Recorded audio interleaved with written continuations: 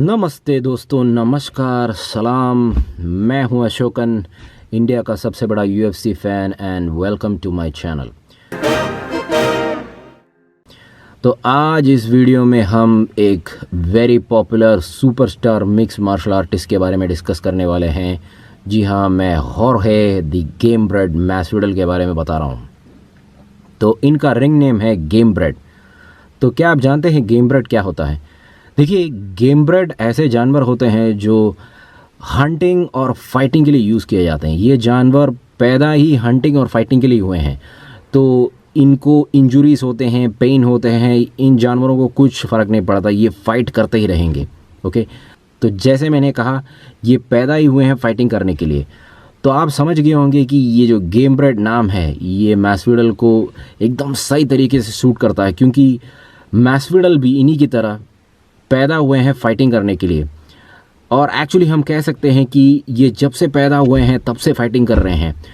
बहुत बहुत बहुत एक्सपीरियंस है उनका फाइटिंग का, और ये दुनिया भर के मिक्स मार्शल आर्ट्स कंपनी के लिए फ़ाइट कर चुके हैं, और उससे पहले स्ट्रीट फाइटिंग भी करते हैं। मैं कहानी सुनाता हूँ। तो चलिए फ्लैशबैक की ओर चलते हैं। तो मैसविडल का चाइल्डहुड डेज़, यानी कि उनका बचपन का टाइम बहुत ही डिफ़िकल्ट था। बहुत ही एक डिफ़िकल्ट फेज़ से गुजरे ये लोग।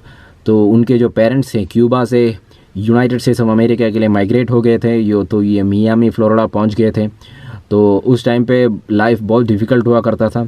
तो जो यंग मैसविडल थे वो स्ट्रीट फाइट की ओर अट्रैक्ट हो गए।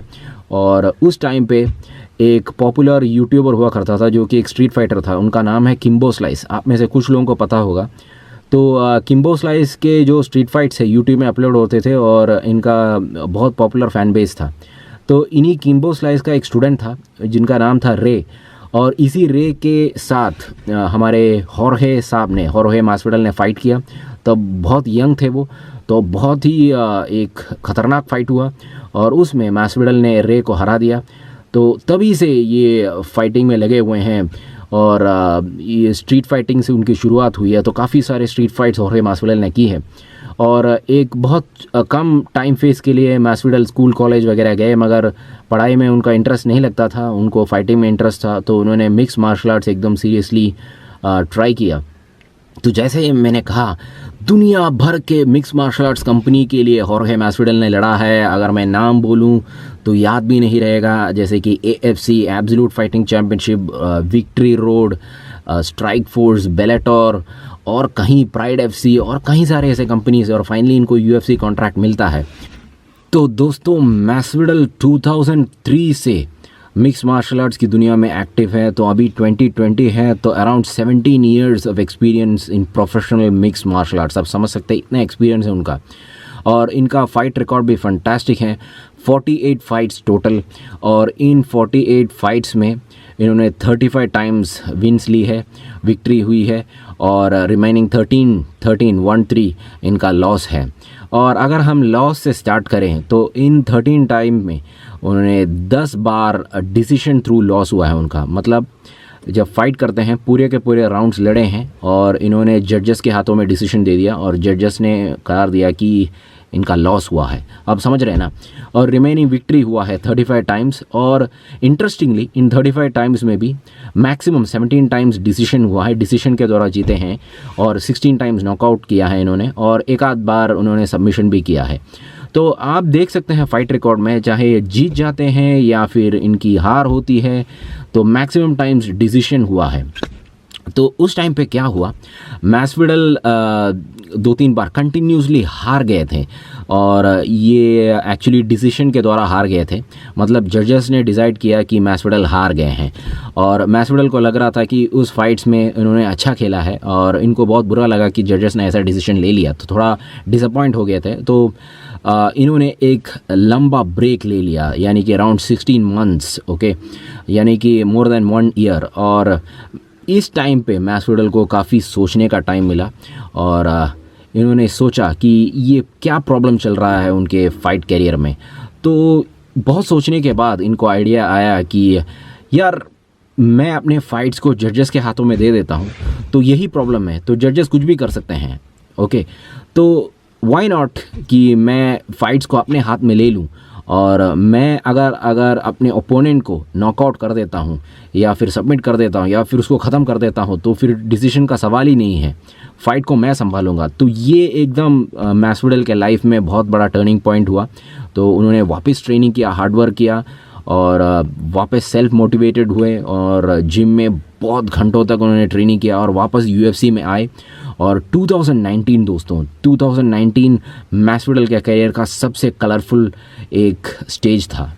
तो उस टाइम पे डैरन टिल वेट कर रहे थे और यूएफसी कंपनी भी डैरन टिल को काफ़ी सपोर्ट कर रही थी और ताकि डैरन टिल का कैरियर जो अभी ठीक ठाक चल रहा था थोड़ा एक बिग लॉन्च हो जाए उनका, तो उनको एक सूटेबल ओपोनेंट चाहिए था। तो मैसविडल का नाम आया वापस से और क्योंकि मैसविडल का काफ़ी एक्सपीरियंस था और फाइट स्टार्ट हुआ दोस्तों। और आप जानते ही हैं कि रिज़ल्ट क्या हुआ। इसमें मैसविडल ने डैरन टिल को बुरी तरह से नॉकआउट कर दिया था। अभी अगर हम इसको डिटेली लें तो फ़ोटो देख सकते हैं आप। स्टार्टिंग में, फ़ाइट के स्टार्टिंग में डैरन टिल ने सही खेला और उन्होंने एक पंच मारा और इस पंच से मैसविडल नीचे गिर गए थे, आप फोटो में देख सकते हैं। और मज़े की बात यह है कि मैसविडल फटाफट उठ गए थे वापस और डैरन टिल को देख के हंस रहे थे और ये इससे डैरन टिल का थोड़ा कॉन्फिडेंस डाउन हो गया। तो वापस डैरन टिल ने अटैक किया और उन्होंने राइट एंड लेफ़्ट का कॉम्बिनेशन किया जिससे कि होर्खे मैसविडल एकदम नीटली उन्होंने अवॉइड कर दिया, इवेड कर दिया और वापस हंसने लगे। तो इससे डैरन टिल को काफ़ी नुकसान हुआ, उनका कॉन्फिडेंस बहुत नीचे आ गया और मैसविडल को यही इंतज़ार था और उन्होंने वापस अटैक किया, एक वायलेंट लेफ़्ट स्विंग किया जो कि कनेक्ट हो गया था और बहुत बुरी तरह से नॉकआउट हुआ डैरन टिल। आप देख सकते हैं डैरन टिल नीचे बेहोश पड़े हुए हैं। देखिए ज़्यादातर लोग ये मानते हैं कि मैसविडल का टेक्निक तो सही है मगर मैसविडल को नॉकआउट पर नहीं है। देखिए ज़्यादातर ये ज़रा एक गलतफहमी है। जो भी मैसविडल को क्लोजली फॉलो करते हैं, अगर आप उनके वीडियोस को देखेंगे बार बार तो आपको पता चलेगा कि उनका काफ़ी नॉकआउट पावर है और तो इससे एक बहुत बड़ा बूस्ट हुआ मैसविडल के करियर में। और इसके बाद द फेमस फाइट हुआ मैसविडल वर्सेस बेन एस्करन। तो एस्करन एक्चुअली 1FC से आए थे तो उनको एक बहुत अच्छा प्लेटफॉर्म मिल रहा था। तो एक बहुत बड़ा फ्लैशबैक भी हुआ।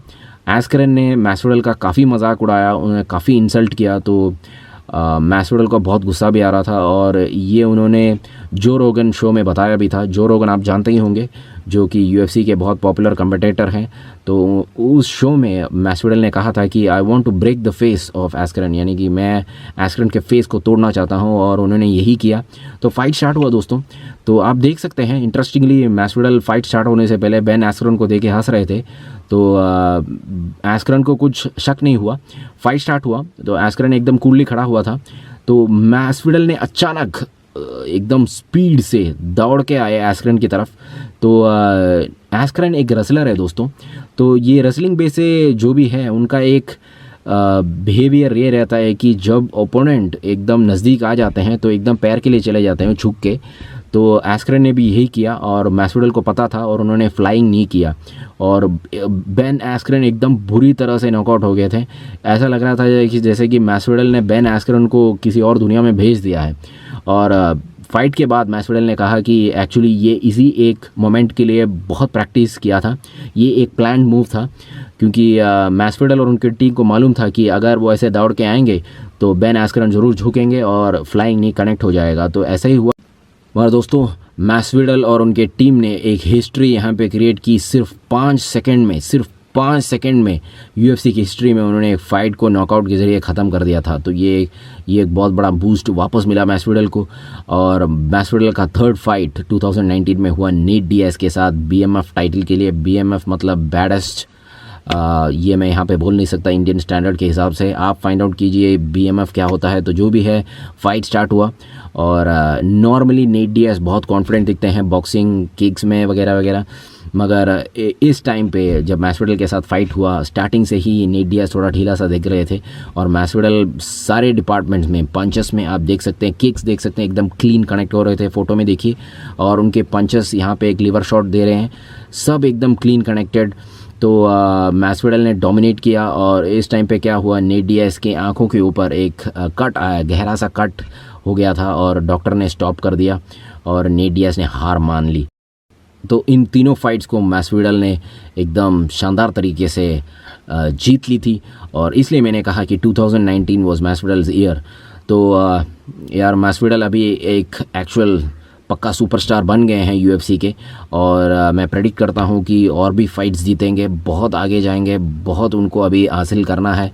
तो मैस्विडल के बारे में और भी वीडियोस बनाएंगे। तो फ़िलहाल मैं अपनी वीडियो को यहाँ पे पॉज करूँगा और आपको अगर वीडियो अच्छी लगी, कहानी अच्छी लगी तो लाइक कीजिए, सब्सक्राइब कीजिए, शेयर कीजिए और मोस्ट इम्पॉर्टेंट कमेंट कीजिएगा।